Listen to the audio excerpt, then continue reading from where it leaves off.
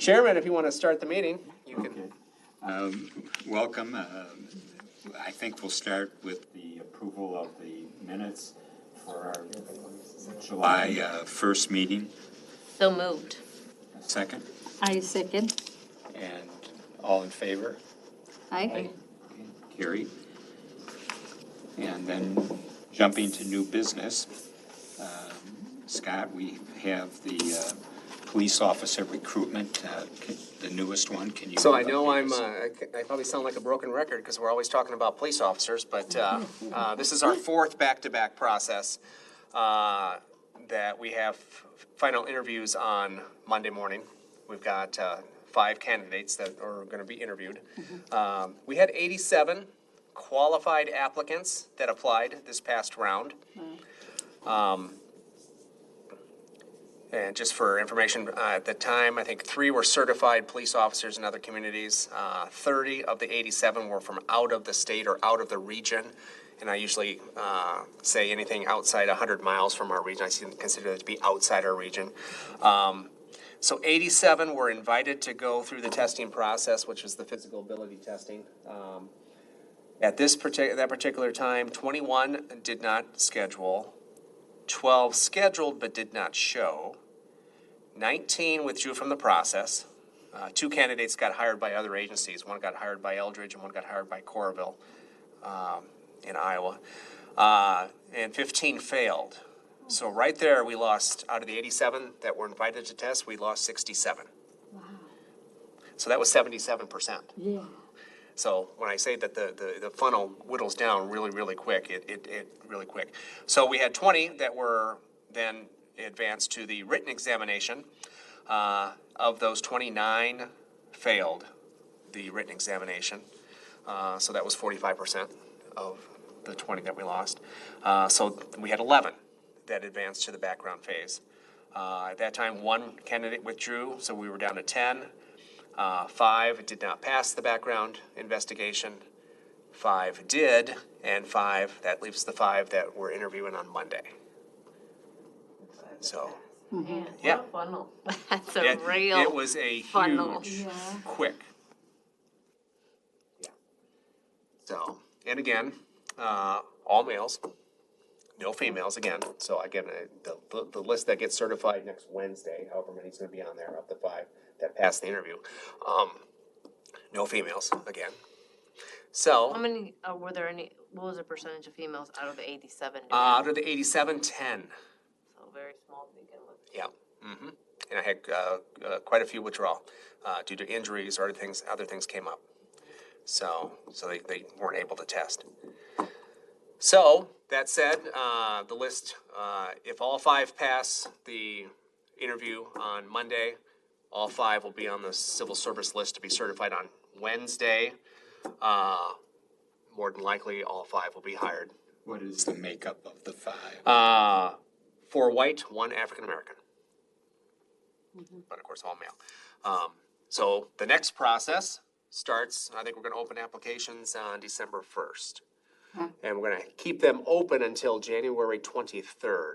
So that way we have a good front end before the holidays to do a lot of recruiting and on-site college visits locally, and then we're going to select some universities specifically, target some universities to do some on-site visits, and then we'll have the holiday, and then we'll have some time post-return to school after the students are back in session that we can hit heavy too. So, and then that would be certification process in March.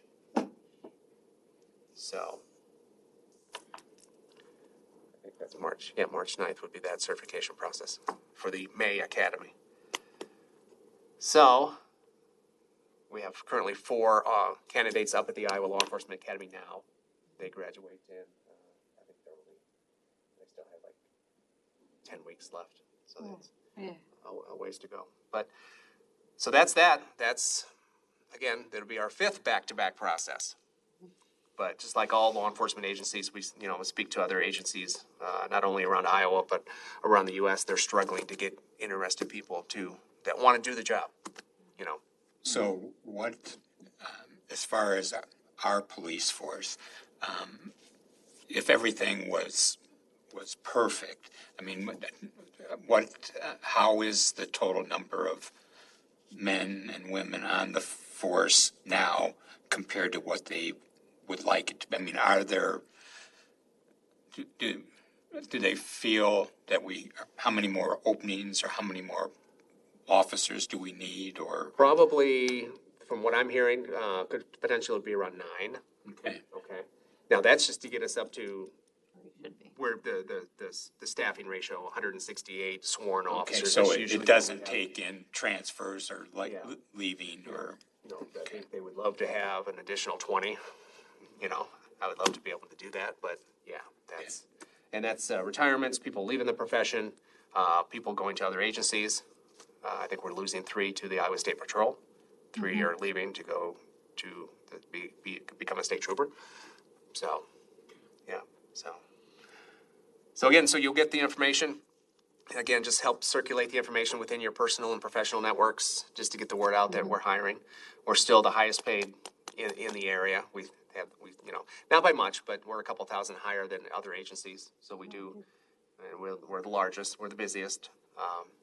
Now, that's not necessarily what someone's looking for, too. People don't necessarily want, know where they want to go. Yeah. So, just keep that in mind. Colonel, we do have a lot of part-time openings now in the city. You can check the website. The 2 of note that I wrote down, we do have a facilities and maintenance division supervisor position, which you're supervising the facilities maintenance teams. It's not only the janitorial crews, but it's also the maintenance crews that we have here. It's out of Public Works. But that pays anywhere based on experience and background, 62 to 82,000 a year. Okay. So that's a fairly Yeah. good position. And then we do have a part-time senior clerk position out at Public Works, which is data entry, customer service, but that's 18 to 23 an hour. So that's not a bad. That'd be a pretty good gig too. And like I like to tell a lot of people, you get your foot in the door in a city position. It may not be your ideal position, but you get your foot in the door. It opens yourself up to internal promotional opportunities when that's internal Public opportunity. Works? That's a Public Works, yeah. Those are both Public Works positions. You can open yourself because the promotional lists are open up to internal staff before anyone else. So it's always a good thing. So I've been doing a lot of the talking. Any questions or? No, this is interesting. Good you mentioned about the part-time positions, because sometimes there are some senior students for me at Ambrose who, are interested Yeah. in doing, so I could kind of pass on that opportunity and ask them to check the website too, because you said there are quite a few open things on. Okay. Yeah. And I'm assuming that they don't have to live in the city, right? Those 2 positions, no. A lot of times, department heads, senior management, there is the requirement or expectation that you live within city limits. Yeah. Police officers, of course, have to live within Scott County. Well, so I was Or going within- to ask about that. Didn't you, I think last time we were talking about expanding that to Illinois. Have they been in discussions? They're still, it's in discussion. I guess we say, it's under discussion. There is a push from a lot of the police officers for that to be, it's one more tool or one less barrier that we have by expanding that. Bettendorf recently did. They have now a circular radius around the city that you can live, so you can live in Illinois. Been doing it for a long time. Sure. Other departments where instead of the county, they're like within 25-mile radius. I think Yeah. is what they use. Yeah. Especially if somebody has a family, has kids in school or a spouse that's. If we're trying to possibly recruit Illinois officers, you're expecting them within 2 Uproot years their whole to uproot family. their whole family. So there's conversations going on. It will require council action though. So that's why And I've noticed, Then it becomes political. along with that, I've noticed there is a significant, because since we've sold our house and we've been looking, there's a significant difference between living in Iowa and Illinois as far as what the costs are and what's available and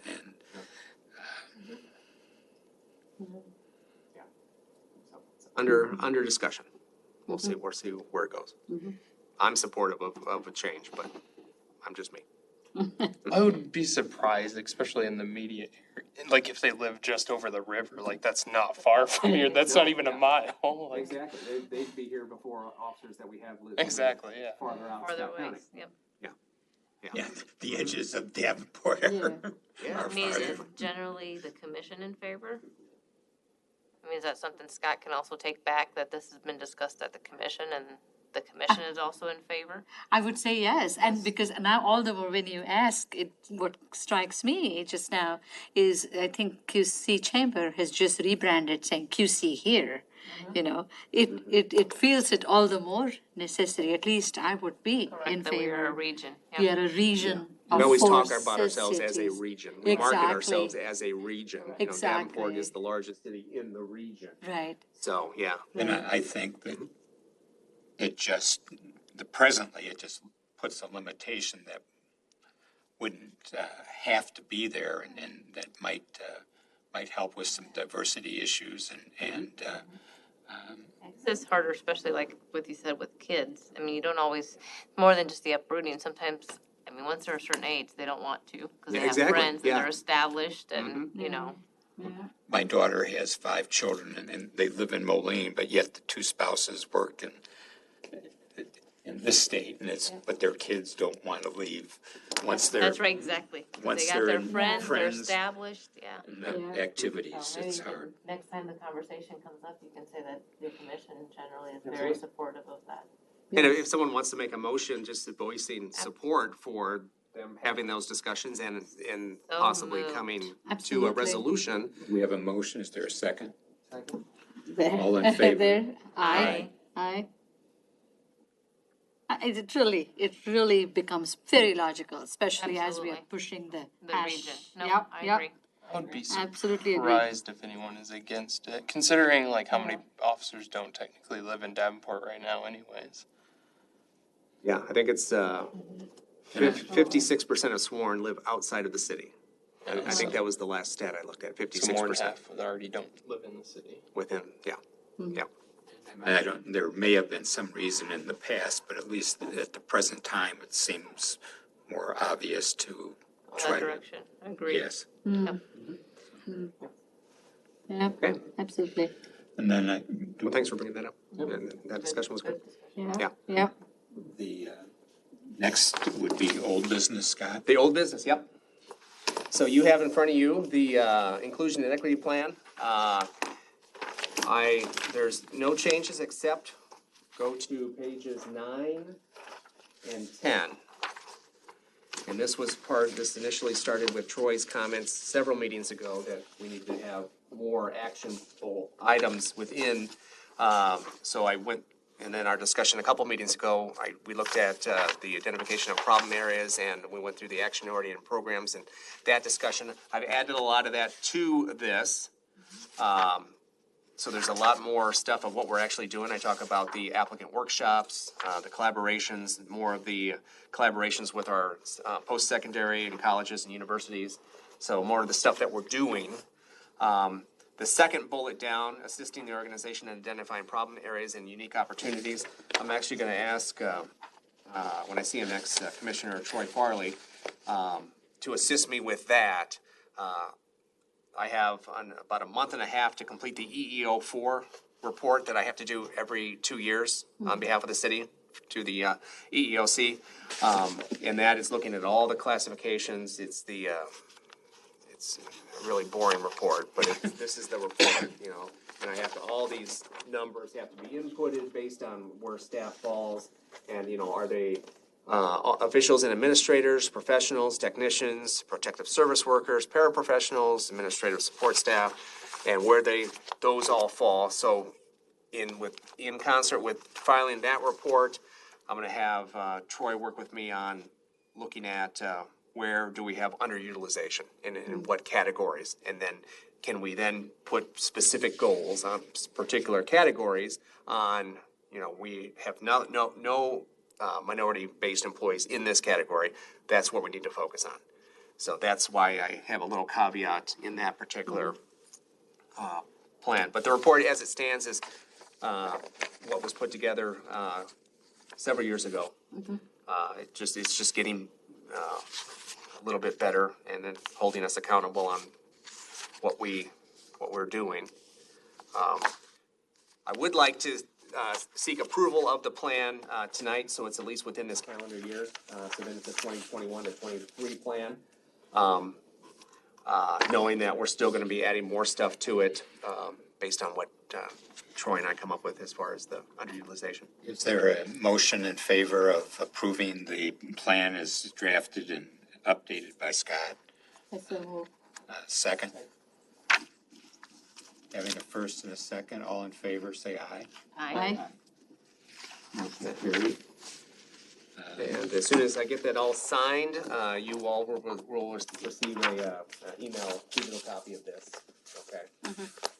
And Bob, I'm gonna have you as one of your final actions. And we could end up back here before that. It's just, this was the only place that we currently have to, on short notice, to put our stuff. So the Zillsdorf sold their home, and they're temporarily gonna be living in Bettendorf. I have storage unit in Devon. Yeah, so I think for boards and commissions in the city of Davenport, you have to be a resident of the city. I make that assumption. I assume that's probably. So have I. Yeah. Yeah, you do have to. Yeah.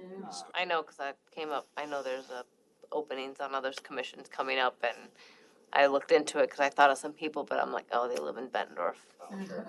So it is. So this, for at least for this calendar year, this will be your final meeting. Yes. I think your term was up anyway, I think in January, so you would have been reappointed by the mayor. So, who knows? But Yeah.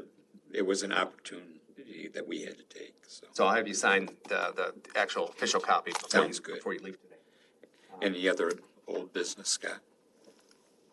No, does anyone else have anything that they want to bring up, or? I just want to share with you all, if it's okay, and it is something very interesting. I was talking to you, Scott, very briefly about it, very, very briefly. Davenport Public Library is looking out for a new library director, Amy Groskoff, who's, is retiring at 33 years as a librarian, and, we've got candidates and they'll be interviewed and things like that. So we'll have to use somebody coming up. And the others, I mean, this is a sad thing because, we will love her, but she has to move on. The other great thing that's happening because library is a city department under the city, is we are exclusively moving very much with the DEI initiative, not just when it comes to employment, but also collection. What kind of collection that is, what kind of books do we have? We've done a diversity audit at the library, so to see where are we lacking. So, this doesn't just go with human beings, but how can we see that we service all of us in the community and feel welcome that they have also. So we're doing collection audit where we, allocating money towards those kinds of languages or the collection that we have to come in.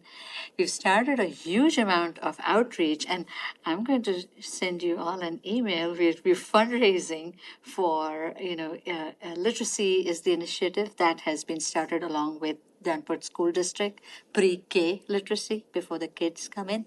So me, along with a few other librarians who are a part of that outreach committee that we have, we're going to fundraise to get books which we can give to the newly born families going out of Genesis. When a baby is born, the library gives a gift.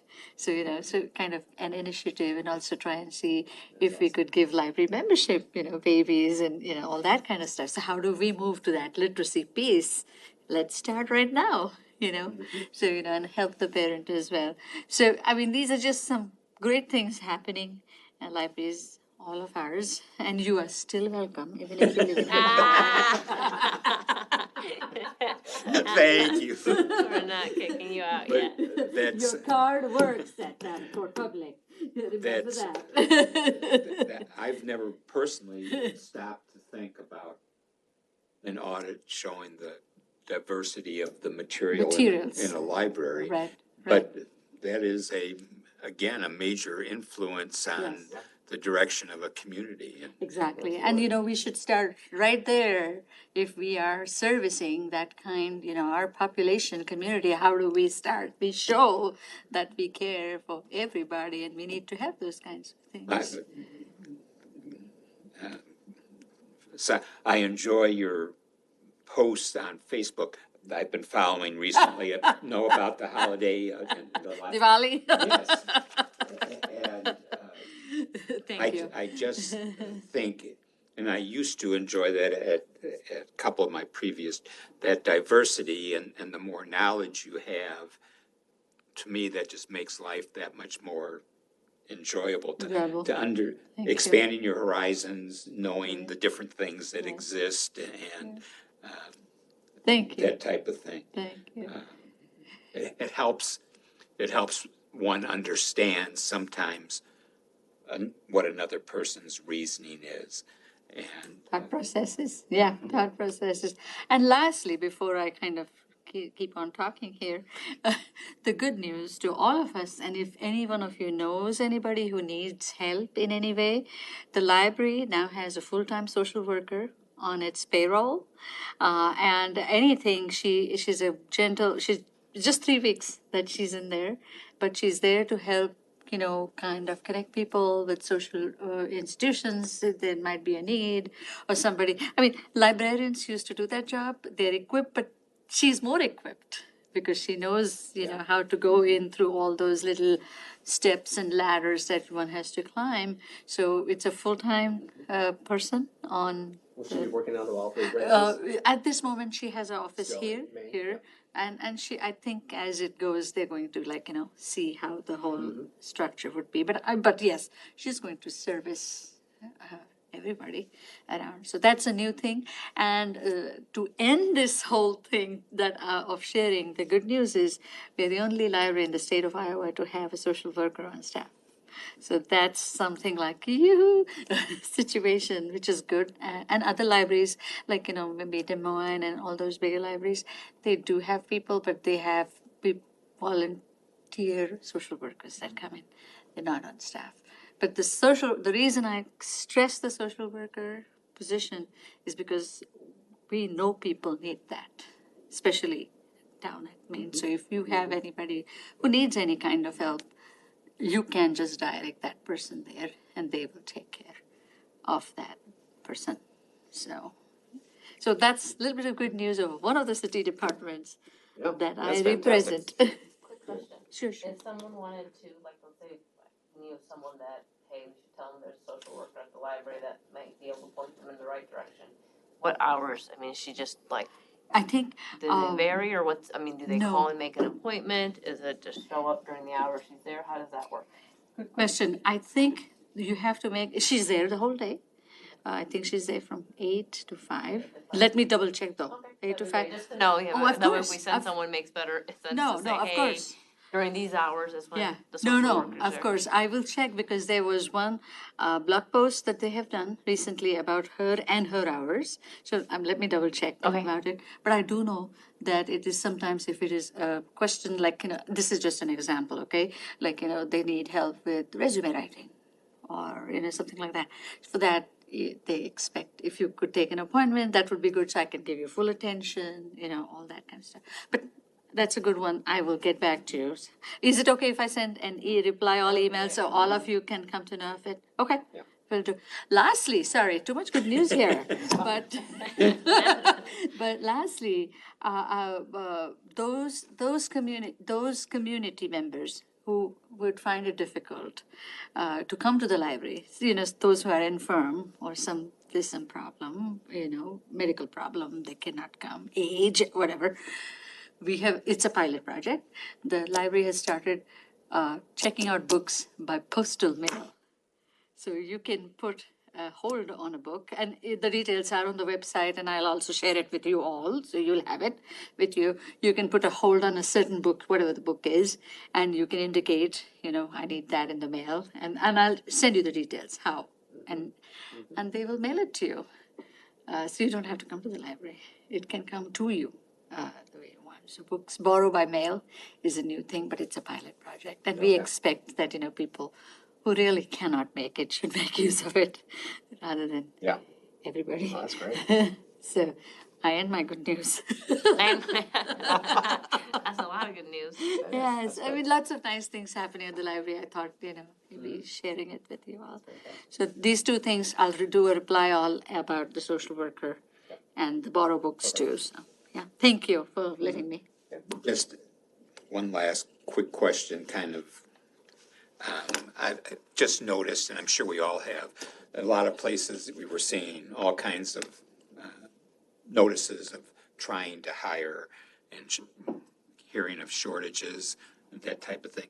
Has the city experienced any shortage or difficulty in filling, like, contracts and requests for bids and work? We used to have Yeah, and I haven't heard a monthly anything. response, and I was just wondering. I haven't heard that from purchasing, that they've had difficulty with that. But I wouldn't be surprised if there also wasn't some slowdown in that area as well. Yeah. Yep. Any other old business or anything else we need to discuss? Is that what about like general hiring of people too, as for like just all different positions? Because like We've struggled in a lot of respects, yeah, in all different capacities, yeah. yeah, it's interesting. We're not any different than any other municipality or even a business. There's, finding qualified people that want to work in a particular area has been a struggle. Even like, with the lifeguards this past summer, we were only able to have a pool, one of our 3 pools, we were only able to have one open at a time because we couldn't hire enough lifeguards. Wow. We even increased the pay per hour to entice more people to apply. But based when we had them all hired, we could only have one pool open at a time, and they had to vary it on different days. So then all 3 pools were open, but they were on different days. So When the last police hiring, there was like 100 and some that applied. it was usually lately it's been probably right around 100. The very last one was only 51, but we were only open for 3 weeks, so that was a short window. But typically, 20 to 25% are disqualified at application based on they don't have the qualifications. Yeah, so that's typically the days. 10 years ago, 15 years ago, 20 years ago, you'd have 300, 400, 500 in the process. So yeah, times have changed Yes, definitely. big time. If there's no other new or old business, So moved. is there a second to adjourn? We have a first and a second, all in favor? Hi. Aye. Motion carries. Great, thanks everyone. Bob, I'm gonna get your signature on this.